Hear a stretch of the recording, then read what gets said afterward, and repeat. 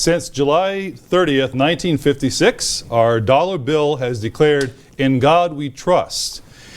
But do we? As we approach this July 4th Independence Day anniversary, what do we as Americans trust? In whom do we trust? In what do we trust? Will that trust bring us success, or will it bring us disaster? Welcome to TWNow. We're glad to have you with us this week. I'd like to introduce you to our guests. First of all, Dr. Douglas Whannell, thank you for being on the program today. You're welcome. Dr. Whannell is a regular guest on our program, so glad to have you with us. And also, Dr. Scott Whannell, so glad to have you with us as well today. I'm glad to be here. Again, Dr. Scott Whannell is a regular guest, so today we're having Dr. Whannell and Dr. Whannell, and I hope you enjoy the dynamic duo here. Glad to have you with us both today. So, as we begin, the question really that's posed right at the very beginning is this.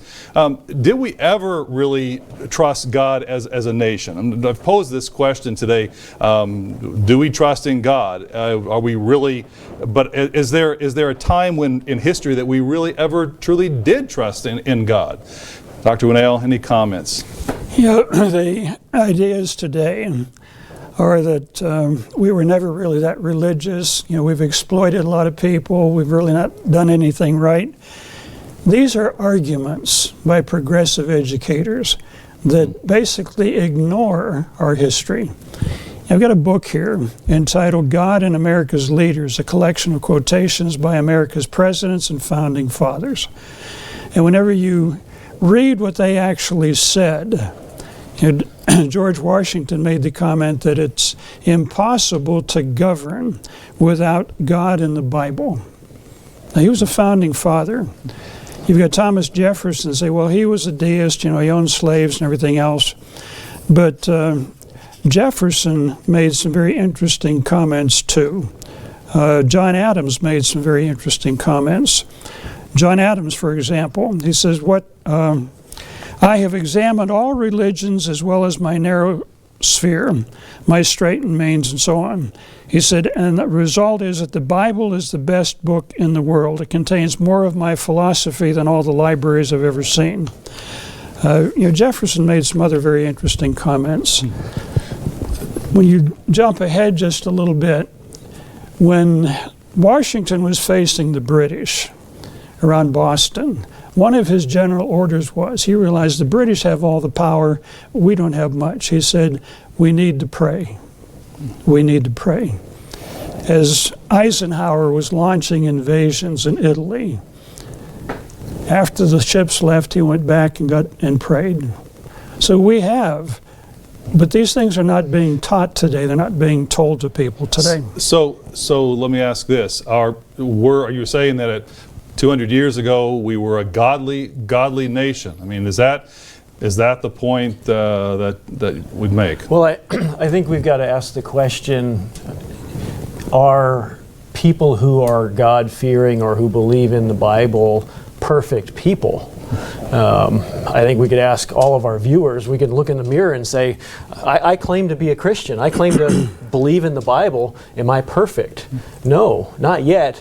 There are things that I do well, hopefully, before God, but there's things I'm still working on. And I think as we look back to the founding fathers of this country and frankly, many leaders in the world around us who have proclaimed to be heads over Christian nations, in the past, many actually were fairly God-fearing. They did believe in a biblical morality and basically the Ten Commandments, but they didn't do it perfectly. What about the average person? I mean, you talked about leaders and some quotes from leaders. What about the average man on the street or woman on the street? You think that there was a trust in God? That's the topic here, a trust in God from the average citizen. Well, I think it's interesting if you look back to the foundation of this country and even the first universities in this country that were started both by England and by America itself after the Revolution. Why were those institutions set up? They were set up to train ministry and to train ministers' wives to go and evangelize and to be able to teach people the Bible. This country was established as the Pilgrims and others came over, fleeing religious tyranny but wanting to hold fast to the belief in the Bible and the God of the Bible. So the general atmosphere, would you say, within communities was one of greater trust in God 200 years ago than today. Would that be a fair statement? You know, you're always going to have people that don't believe in God and they do their own thing. I grew up in a smaller town in Ohio. We had probably half a dozen churches, and almost everybody was in church. And it was the thing to do at that time. Almost everybody was in church. And there was a sense of this is right and that's wrong. And part of that is fostered by being in religious congregations like that. Let me ask you this, because here, before we get too far downstream, how did it change? I mean, we're talking about 200 years ago, even 50 or 60 years ago, where let's say the atmosphere was one where there was a sense of trusting God, looking to God. But we're obviously, the reason we're doing this program is because we're saying it's different. So how did it get that way? How did we go off track? What took us to this place? A lot of this began late 1800s, early 1900s with progressive education. John Dewey was one of the persons that was really pushing all of this. He did not believe in the that was interesting. He was raised as a Calvinist.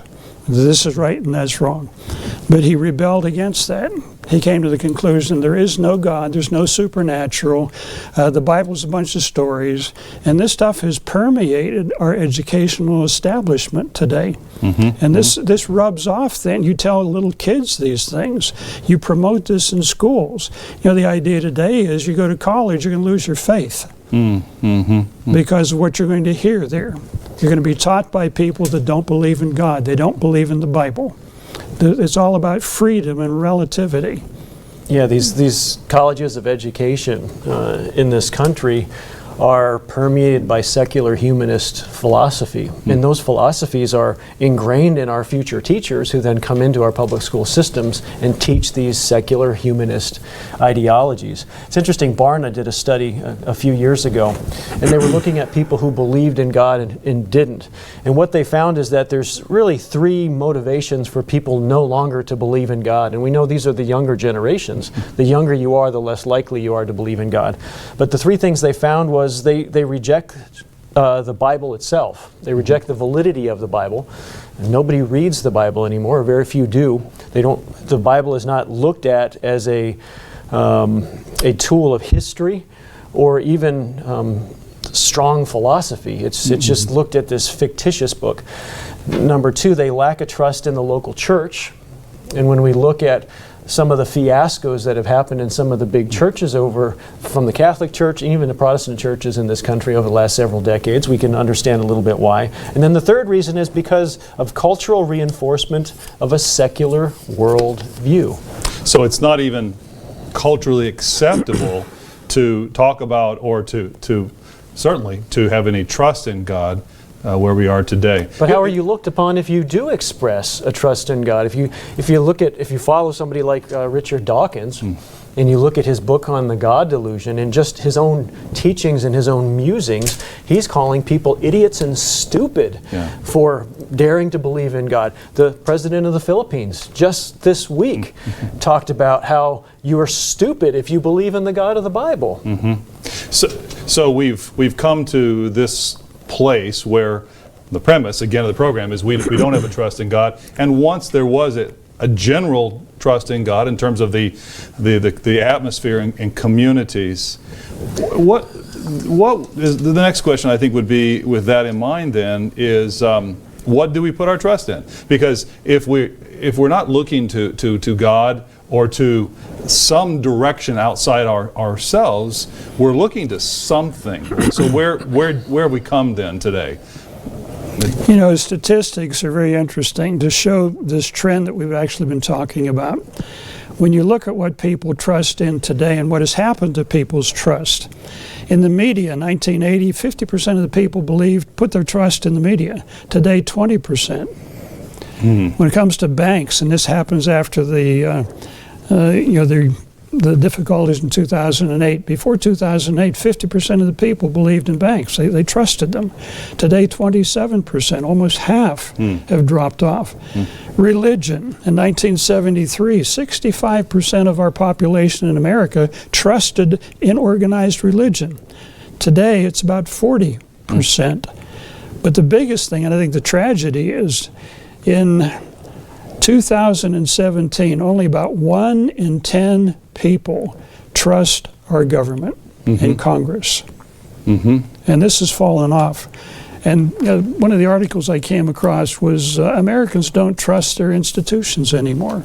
And when you've got almost 90% of the people don't trust what's going on in Congress, you're talking about a dysfunctional system. I want to talk, just in a second, I want to talk about what that means when we have that breakdown in trust. I want to talk about, but then let's stick, and by the way, I think it is interesting that when we talk about statistics, the fact that these things are measured, in other words, the fact that there's someone who says, I want to go out and measure the level of trust, or I want to go out and measure people's belief or non-belief in God. The fact that those measurements and those calculations are being made shows you that there are people thinking about this and recognizing that there's a trend, there's a problem, what have you. So yeah, they're looking to legitimize or see if a concern is really legitimate.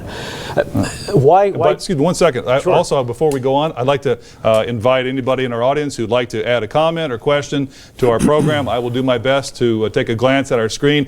We get a little bit caught up in the conversation sometimes and forget that you're out there, but we do thank you for being with us. We don't want to ignore you. So please, if you have a question or comment, jot it down and we'll try to include it in the mix here. Thanks for being with us again. And back to our conversation. Okay, sorry. Well, as my father was talking about, there are many societal factors that are lending to this erosion of trust in general in society. I've got some interesting statistics here. I don't want to share too much of it, but if you can follow along, these are really telling. When we think about why has trust been eroded in our populations in general, these data are from the Organization of Economic Cooperation and Development. And what they did is they looked at out-of-wedlock birth rates, comparing 1964 to 2014. What happened over this roughly 40-year period? And when you look at the 35 nations that they measured birth rates among, out-of-wedlock birth rates, you see a jump in the out-of-wedlock birth rates from anywhere from about 3 times to up to 18 times. So let me just give you just a couple quick examples. In 1964 in Norway, their out-of-wedlock birth rate was about 5%. In 2014, it was 55%. In the United States, it was about 8% in 1964. And in 2014, it was about 40%. In Cyprus, it was 1% in 1964, and in 2014 it was 18%. So their out-of-wedlock birth rate increased by 18 times. You've got nations with out-of-wedlock birth rates that are pushing 70, 80, and even 90% in some cases. So the question is, if you're born into a situation like this as a child, and you've been abandoned by one of your parents, what does that do to your trust, and how does that impact your worldview related to trusting adults, trusting government, trusting anyone? It's in 2 levels, isn't it, if you think about it, because it's on one level, what we're talking about is a breakdown in the trust in God or any authority. That's one level, because God is the one who ordained marriage and establishes marriage, as we're talking about in this example. And the second level is what happens within that family when there is a breakdown of doing it the way God says.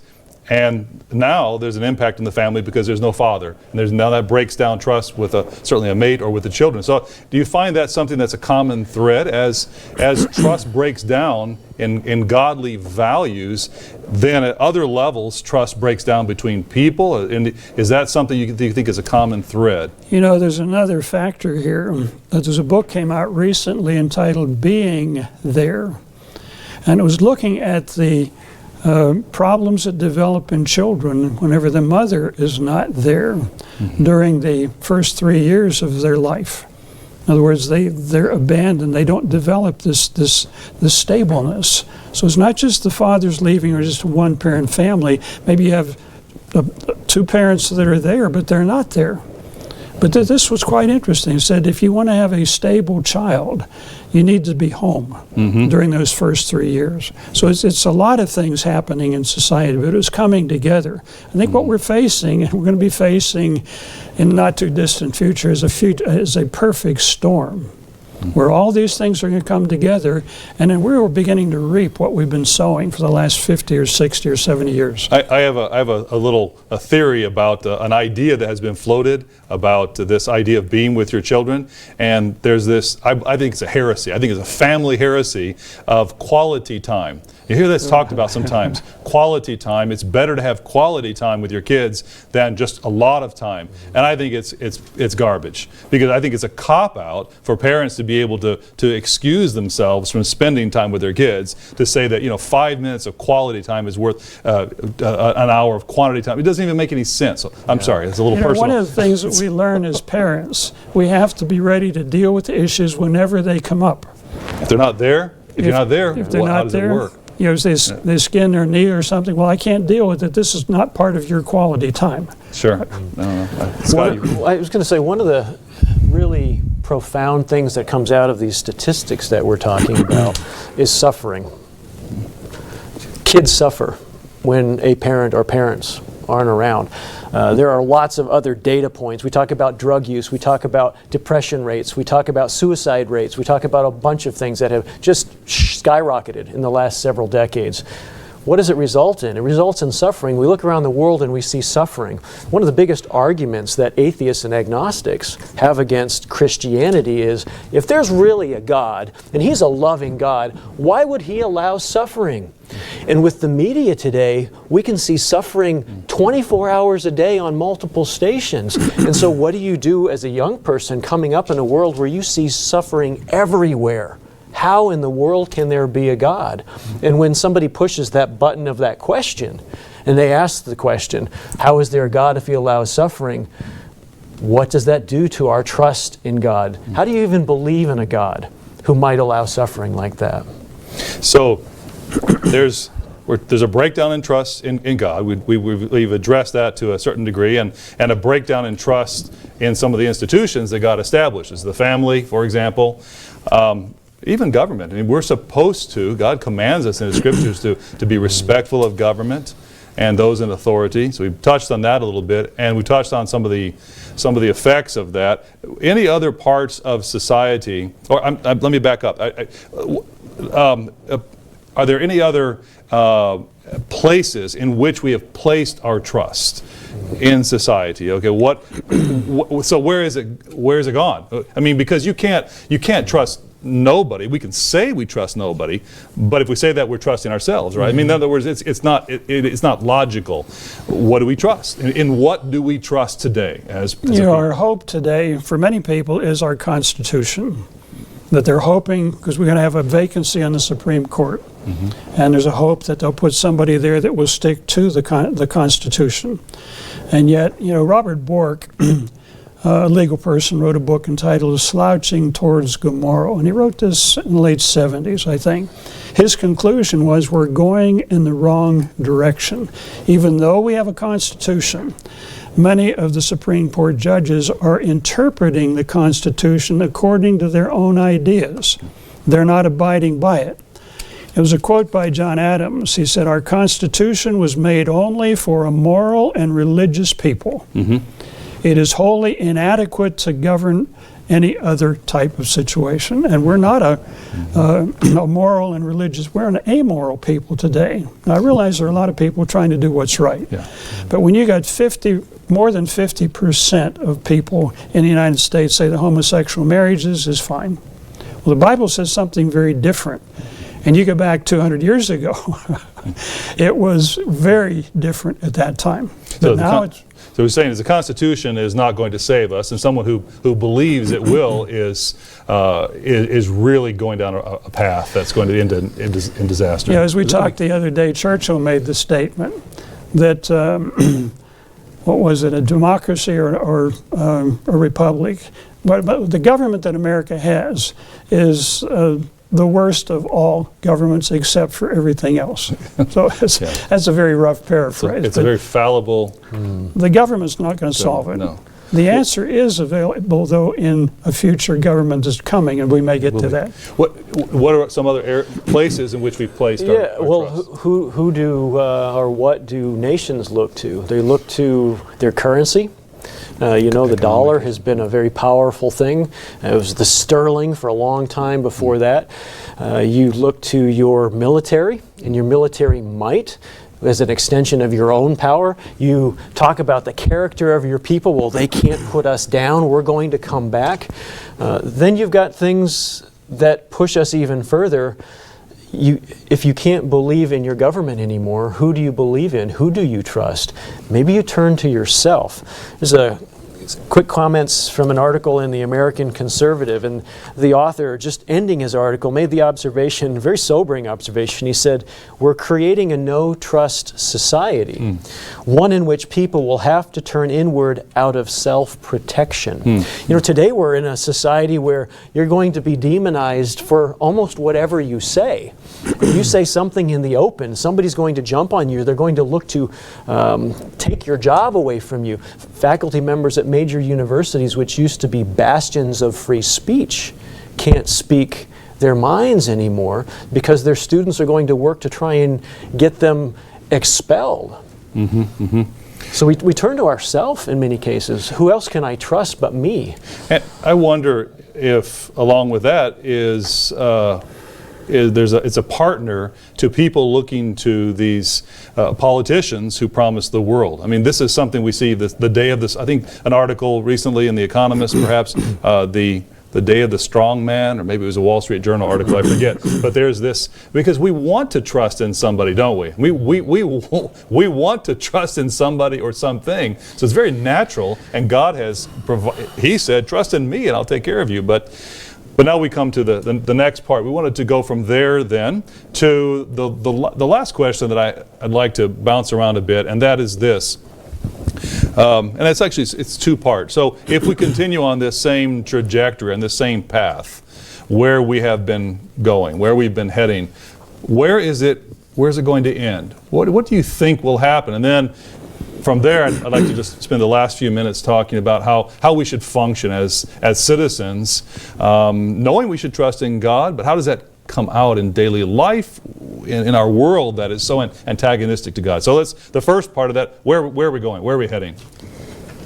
The future does not look good. I think I quoted already from Robert Bork's book, Slouching Towards Gomorrah. And he said that is probably our destination. Now, for many people today, they don't know the stories of Sodom and Gomorrah. But God destroyed those nations because they were going down too fast. A lady in England, Melanie Phillips, she's Jewish, but she's written a book, The World Turned Upside Down. And she's saying pretty much the same thing. We're not heading in a good direction.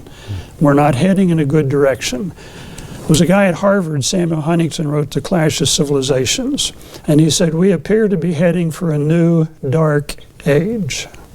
And talking about culturally, as far as society? Everything. In the book of Judges, the very last verse in the last chapter talks about everybody did what was right in their own eyes. It was anarchy. It was chaos at that time. And as Scott said, that if people can't trust their government, they can't trust their preachers, they can't trust society, they're going to go to themselves. And the Bible says a person that trusts in himself is a fool. It's not going to be good. Because our heart is desperately wicked, right? I mean, in other words, we don't have what it takes to provide the moral guidance that we need. Well, and that's just it. You wind up with a society that's morally relativistic, this concept of moral relativism. It's interesting, early American President James Madison was speaking in 1778 to the General Assembly of the state of Virginia. Listen to this quote. He said, "We have staked the whole future of American civilization, not upon the power of government, far from it. We've staked the future of all our political institutions upon our capacity to sustain ourselves according to the Ten Commandments of God." If you remove the bedrock of morality, which in this country, and not just in this country, in Western civilization in general, the bedrock of morality was the Ten Commandments, has been the Ten Commandments. If you remove that, what is your basis for morality and for ethical decision making? It's me. I do what's right in my own eyes. And so what is the prognosis going forward for a society that does that? What's going to pull us back? If we don't have that bedrock of the Ten Commandments, what's going to pull us back to make a straight course? Or are we going to continue to splinter and fracture?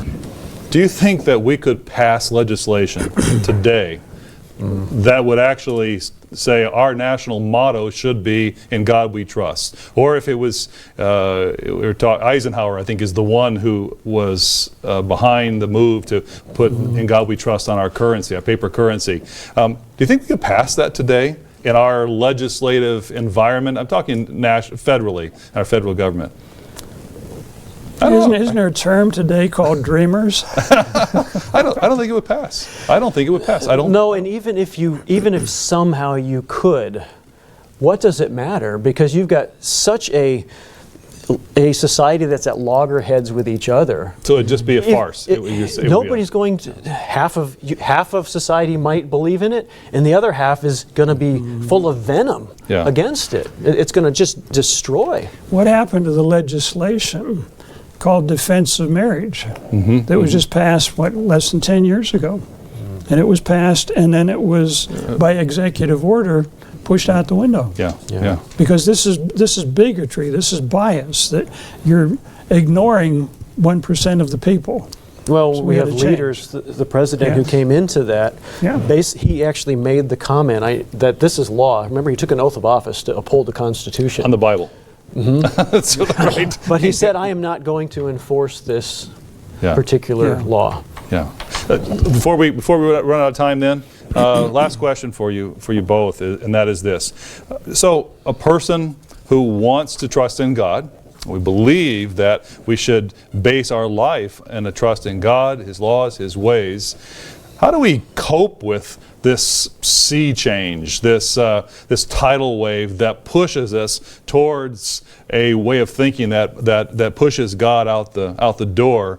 How do we trust in God and also be respectful toward other people, be respectful toward our government, be abiding by the laws of the land, and live in this society? What's a couple keys you think of? Jesus taught His disciples, and Paul repeats the same thing. We've got to come out of this world. We can't be part of this world.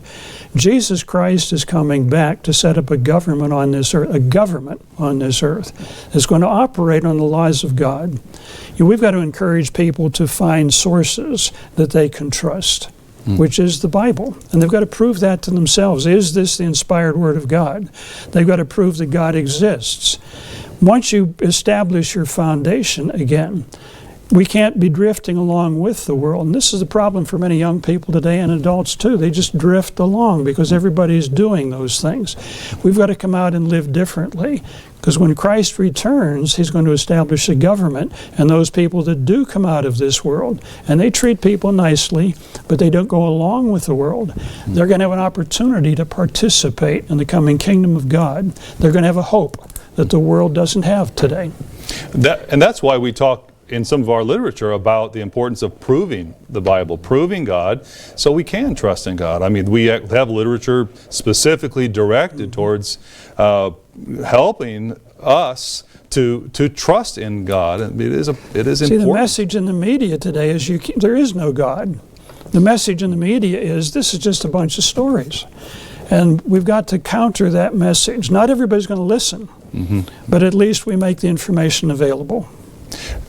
Last comment before that, I want to mention Dr. Whannell actually give a note. It just occurred to me that you have an article or a booklet actually about the authority of the Bible that is focused on this very question. So you're the right man for the job. Glad you're here, because that actually is right up your alley. But if for any in our audience, if you have not taken the opportunity to go through and read the booklet, it's called The Authority of the Bible. The Bible, Fact or Fiction, and God, the Real God. Okay.